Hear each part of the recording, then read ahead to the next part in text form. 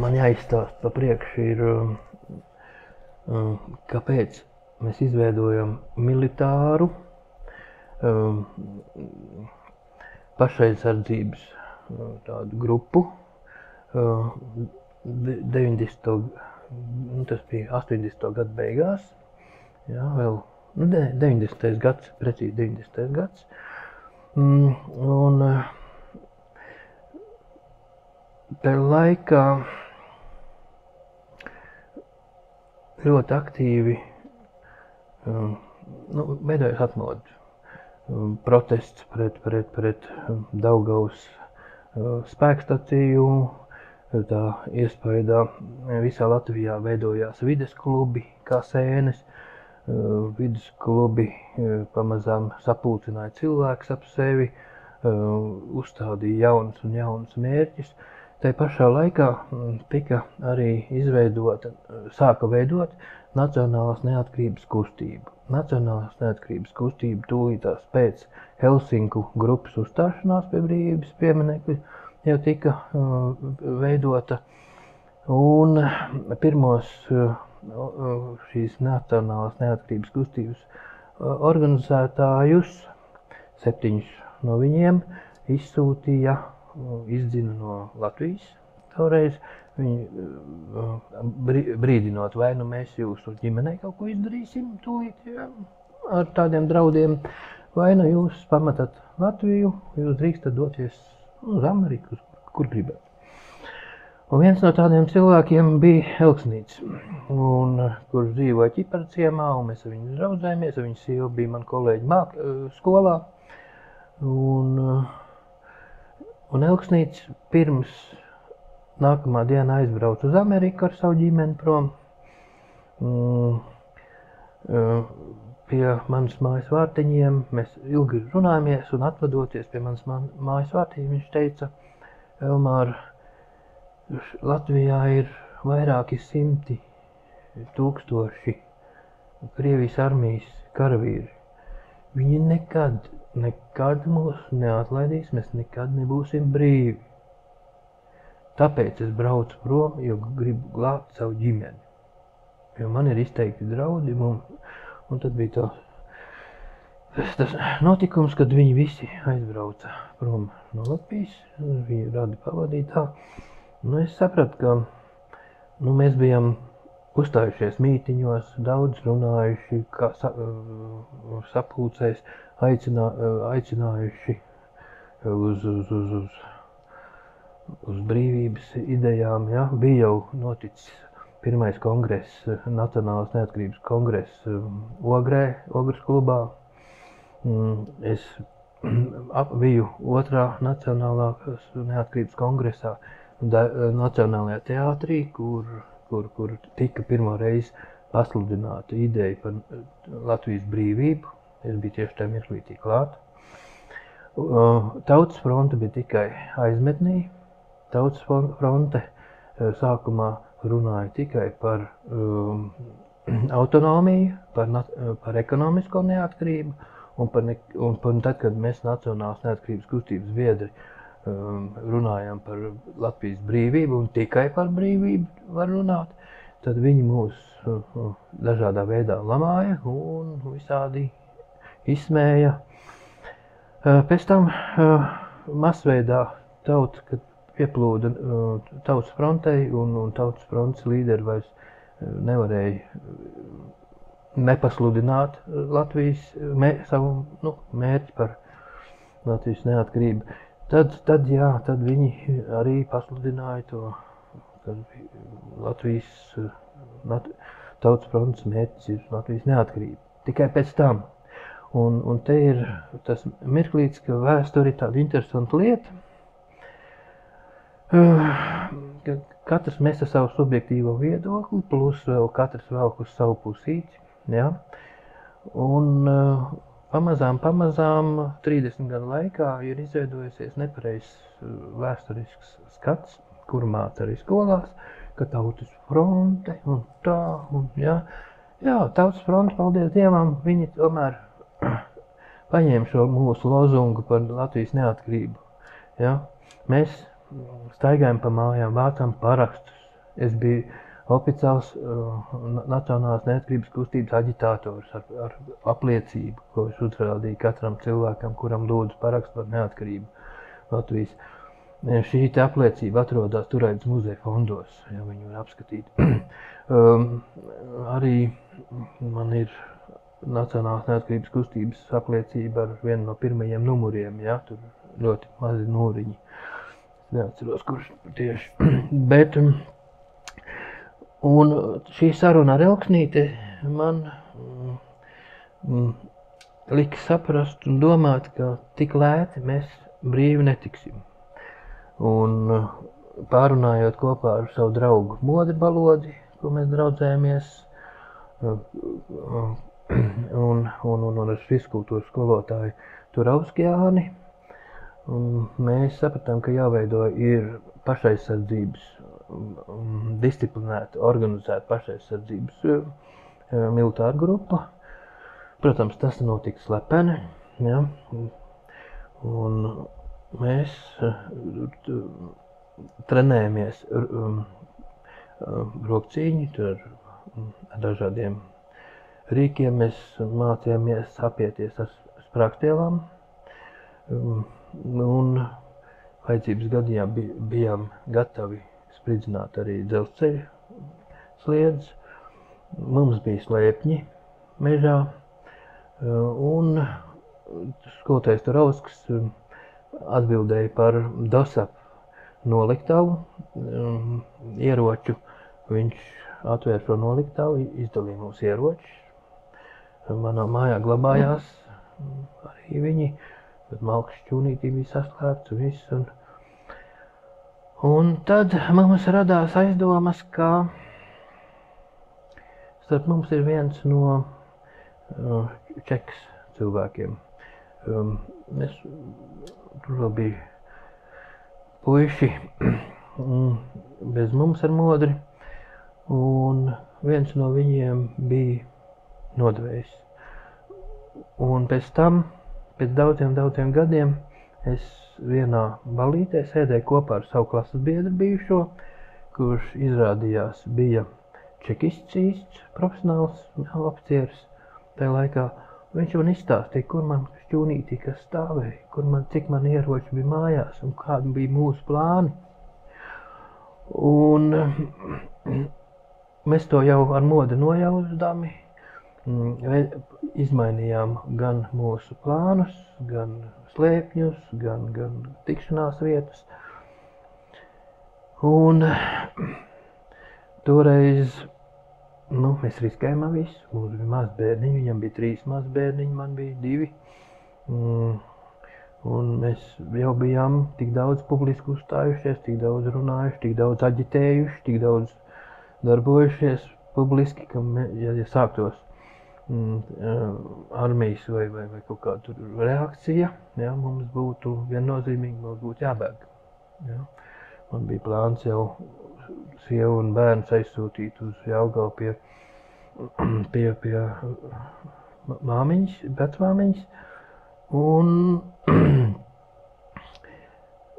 reizēm bija bailīgi, dikti bailīgi. Ja? Es neteiktu, ka es biju drosmīgais cilvēks, galīgi nemaz.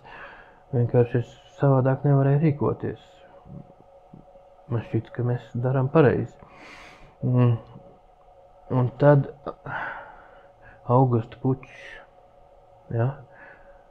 Tikko cerība, ka mums jau būs, ka mēs jau būsim brīvi, un pēkšņi Augusta Pučs, un mēs sēžam, es visu nakti sēdēju jau saģērbies meža drēbēs, jo man bija mugursoma blakus, viss sakrāmēts, un radio ieslēgts, un es klausījos, un ik pēc mirkļa situācija mainās, un tas notiek,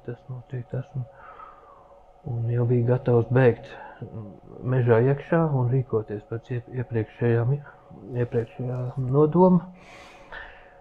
Bet, paldies Dievam, beidzās viss labvēlīgi. Tad bija barikāžu laiks, kur es visu laiku praktiski organizēju kopā ar skolotāju Turavski un vēl vienu skolotāju. Organizējām braucienus uz barikādēm ar autobusu, lai skolotāji visi brauktu un visiem karogus sagādājām un nozīmītes un tā ļoti aktīvi darbojamies. Īpaši liels nopelns ir Turauskim Jānim šajā organizēšanā. Un kā es aizbraucu uz barikādēm, tā arī tur līdz pašām beigām paliku. Gulējām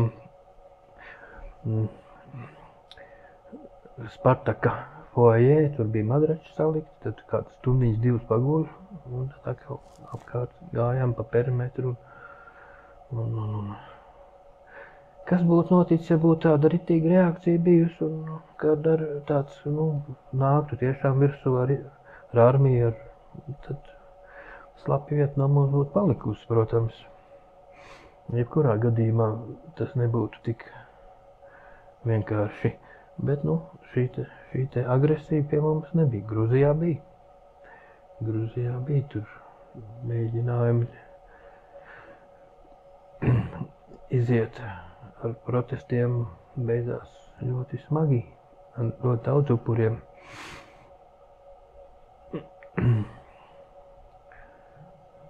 Par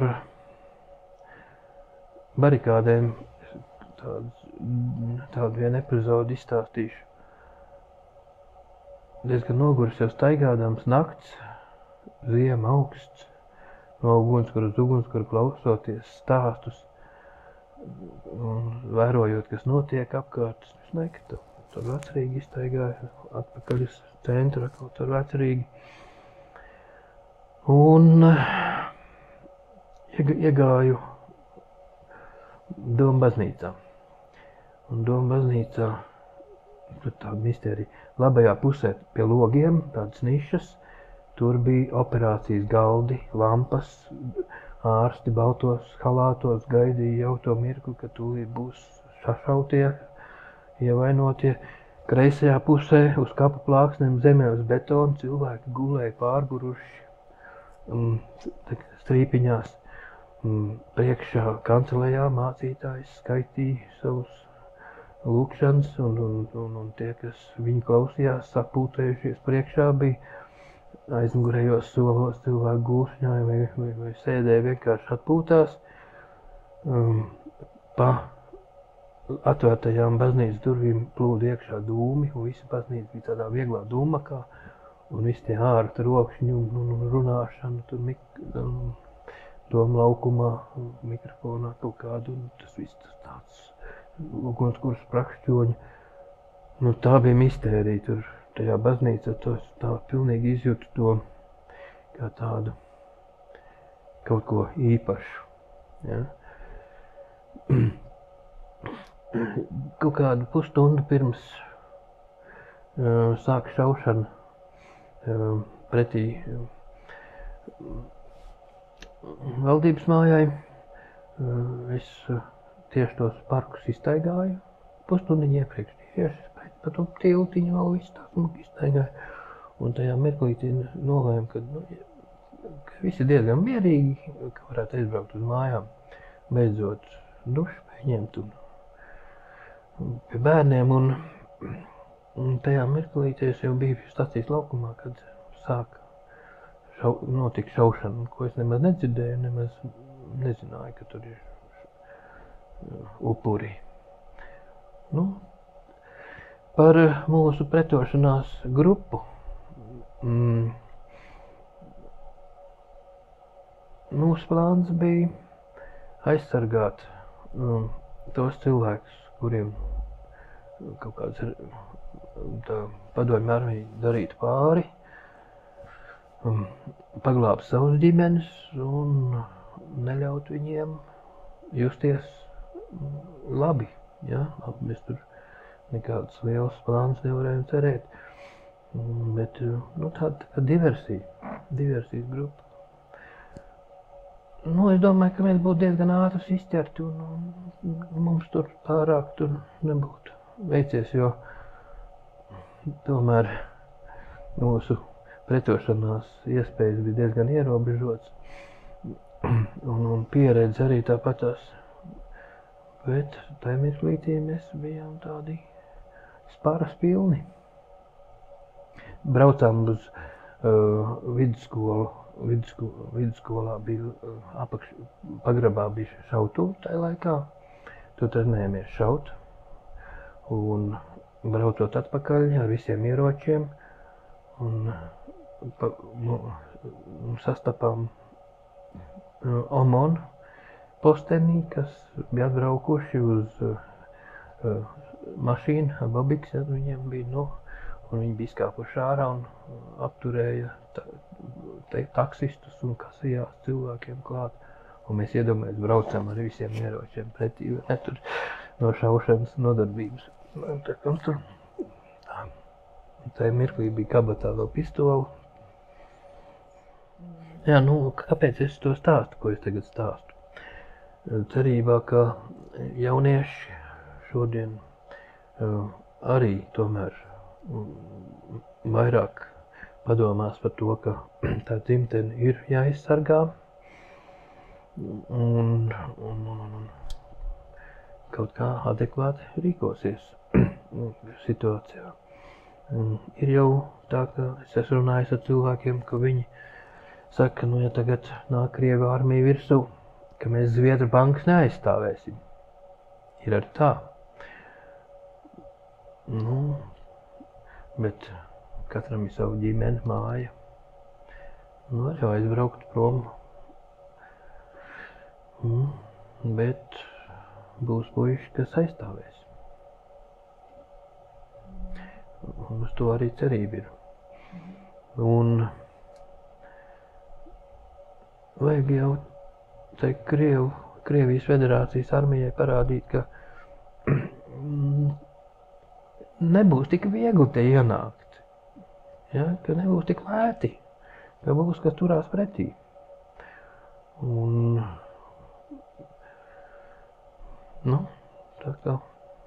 tāpēc es to runāju šodien. Man prasīja, kāpēc to agrāk nestāstīja. Tu zini, joprojām mūsu sabiedrībā ir ļoti daudz tie cilvēki, kas savā laikā bija čekisti. Sabiedrībā atzīti cilvēki, sabiedrībā labos amatos esoši cilvēki. Es personīgi viņus zinu, un ne tikai es.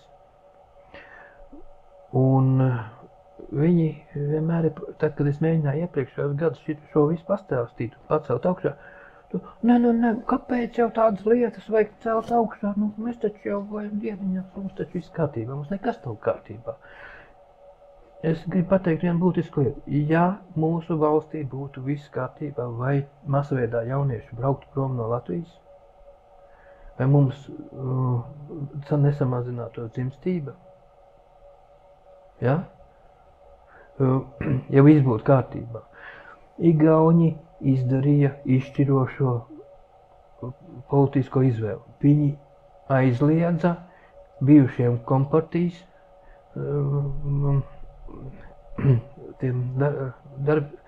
biedriem piedalīties politikā. Līdz ar to viņu politiķi spēja vairāk domāt par savas valsts likumiem, par savas valsts interesēm, un 10 un vairāk gadus ātrāk pieņēma likumus, kas ir svarīgi valstī nekā pie mums. Un mūsējie palaida šitos visus pašvaldībās un likumdošanas sapulcēs pie teikšanas. Un mums ir rezultāts. Mums ir rezultāts, ka šodien no mūsu valsts aizbrauc jaunieši. Meklēdām labākas pasaules vietas, ja, kur ir sakārtotāk likumdošana, kur ir cilvēciskāki likumi, ja, un vieglāk ir nopelnīti, kur viņi tiek vairāk augstāk vērtēti. Ja. Ja pašu valstī pēc 30 gadiem, mēs sākumā runājam, kaut vai ar pastalām, basām kājām tik uz brīvību, 10 gadu mums jau būs tur tā kā rietumos, 20 gadu mums jau būs tā kā rietumos, 30 gadi, 30 pār jau gadi. Mēs sitamies diezgan smagi iet cilvēkiem šodien. Nevar teikt, ka nekas nav izveidots. Ir izveidot brīva valsts, Un ir par ko mums lepoties, un ir par ko paldies teikt gan valdībai, gan pašiem sev par kā mēs sākumā strādājam. Strādājam sestdienas, svētdienas, naktis un dienas, vai tikai visu darbus. Kā mēs strādājam sākumā, kad tikko izveidojas brīvvalsts. Nu, pat būsim bagāti, būsim, sasniegsim to, jā, tagad būs mums. Nu, tā, bet tomēr kopumā mēs varam lepoties ar mūsu valsti, ar mūsu karogu, ar mūsu vēsturi. Nu, un pēc tam, kad mēs bijām ieguvuši brīvību, Turaidas muzeja direktora Anna Jurkāna man uzrunāja un aicināja izveidot pirmo nopietnu ekspozīciju Turaidas muzeja rezervātā Kalpo zāli, kuras idejas es uzskicēju un iepazīstoties nopietni ar materiālu daudzumu, visu, kas tika piegādāts, un uzzīmē 3 figūras - Kalpo, Bruņnieka un Dabreļa. Un šī ekspozīcija pats veidoja figūras un daudz ko dekoratīvi apstrādāja, līdz butaforas fonu taisīja savām rokām. Jāpiemina, ka šī ekspozīcija pēc tam ieguva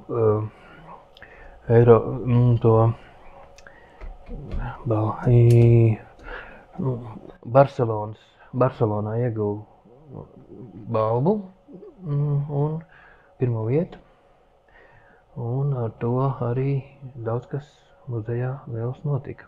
Ja. Tā laikā mēs ar Modru Balodi nodibinājām Turaidas muzejā jauniešu tādu kara teātri, neformālu, kurā mēs paši trenējamies zobencīņā un apmācījām arī jaunieši pēc itāļu un japāņu skolām, cik mēs toreiz varējām sagrābstīt kaut kādu informāciju. Ja?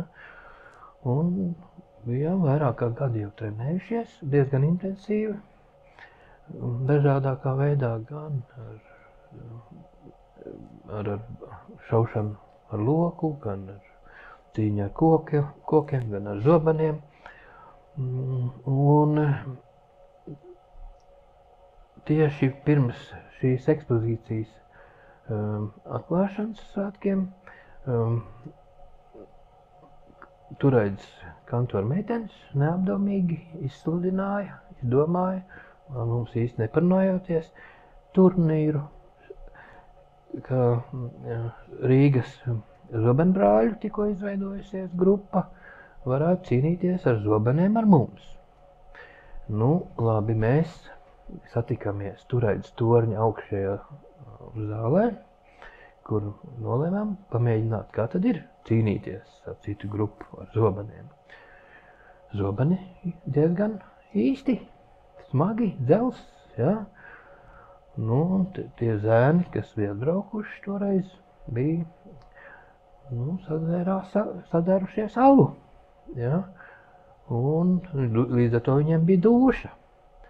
Nu, tie pirmie mēģinājumi bija tādi, kas mums lika domāt par to, ka mēs tomēr ar viņiem necīnīsimies. Un paziņojām publiski, ka bez zārcnieka, mācītāja un daktera mēs ar šiem vīriem necīnīsimies publiski.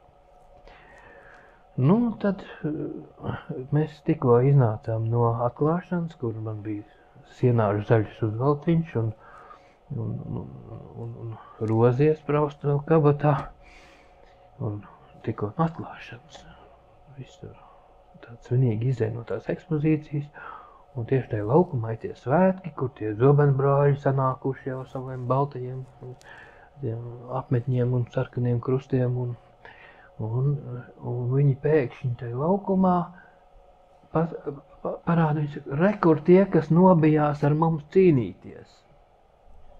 Un mēs ar Modru ap divu no ekspozīcijas iznākam ārā. Mēs ar Modru saskatāmies. Nu devai pēdējo reizi. Un labi, ka tie zobeni turpat tās muzejā glabājās vēl noliktavā. Mēs aizgājām pēc zobeniem un savos uzvalkos. Speciāli nospraustā laukumā viņam bija kaut tur pāris simt skatītāji. Viņiem bija arī fani atbraukuši no Rīgas līdzi. Un paziņoja, atnācām uz to laukumu, paziņojām, ka mēs esam to ar mieru darīt, bet darīsim tikai vienu reizi. Katrs izaicinām 8 vīrus pēc kārtas rindiņā. Un tad sākām cīnīties. Jā. Protams, bija iepriekš mutiski norunāt, kad ko nedrīkst. Tomēr kaut cik maz drusciņi bija tādi tie noteikumi. Un mēs katrs vienu pēc otru uzvarējām šos cilvēkus, pretiniekus. Un es biju tādā pilnīgi sakoncentrētībā, ka es neatceros, kā tas notika, ieņemot pēdējo. Cik atceros, ka pēdējais no viņiem mēģināja man iecirst pa kāju.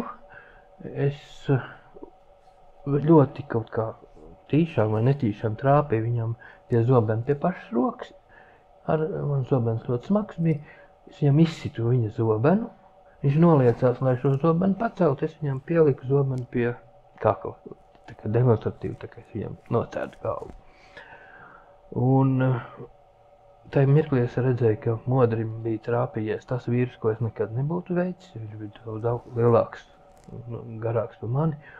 Un tad viņš viņu nekādu nevar uzvarēt, un viņš nepadodās un nepadodās. Tad viņš viņu paķēra ar zobenu, pacēla virs galvas un meta pret mūri. Viņš nokrita un arī viņš bija visus arī uzvarējis.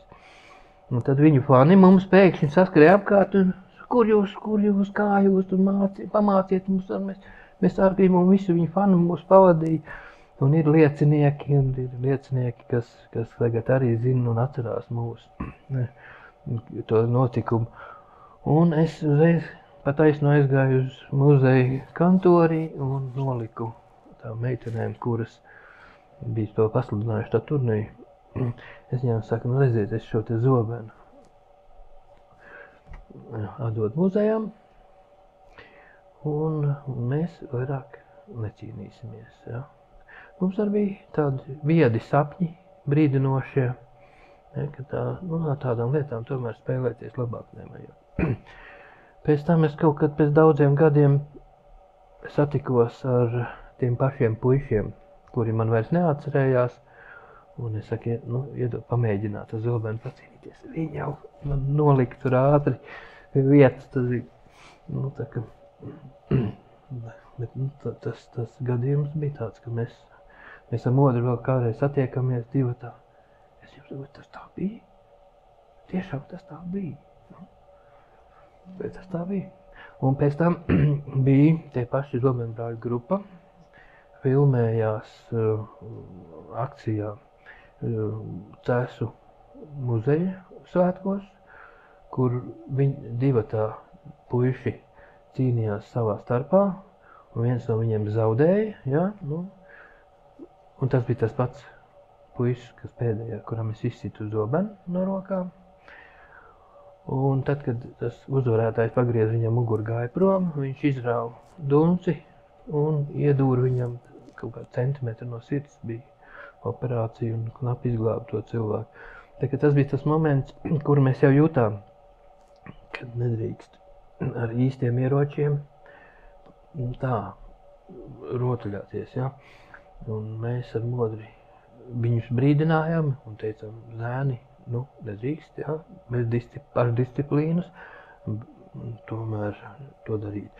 Un tad, kad mēs izveidojām šo slepeno militāro grupu pirms mūsu brīvības pasludināšanas, ja, mums galvenais bija pašdisciplīna. Ja. Nevis kaut kāda haotiska banda, ja, kas ir apbruņojusies un tagad nezinu, ko darīs. Ja, un tā ala, kuru es jums parādīju, ja, tā bija tā mūsu slepenā vieta, kur mēs ar apmācījām jauniešus un arī paši trenējamies ar dažādiem ieročiem, te pašā, tūciņas augstiem ieročiem, ar zobeniem, šķēpiem, ar lokiem un metām nažas mērķī. Jā, tieši tajā vietā.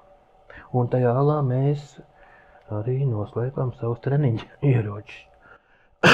Tie bija gan koka zobeni, jā, un koki un tā, bet mēs netrenējāmies ar īstiem, lai nenodarītu viens otram pāri.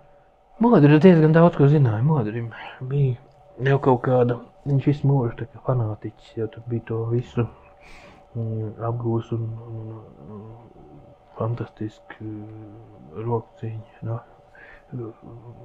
Meistarība viņam bija diezgan augsta. Mēs norganizējām arī karatē skolotāji, kas mūs mācīja pāris nedēļā cīnīties. Un grāmatām, no filmām. Protams, tas viss tā smieklīgi šodien tas būtu. Ir jau normāli klubi Rīgā, kas tagad cīnās, gan kendo, fantastiskais Japāņu cīņas veids, kas man ļoti patīk. Gan arī visādi citādas lietas, gan itāļu zobenu cīņas klubi ir sastopami profesionāli diezgan jau pat satrenējušies puiši. To mēs kaut kā tā sagrābstījām toreiz, kā mācējām tā. Bija pat daži cīņas veidi, paņēmieni, nosapņojām, vienkārši nosapņojām. Pēc tam pamēģinām, darbojās. Tā, kaut kā.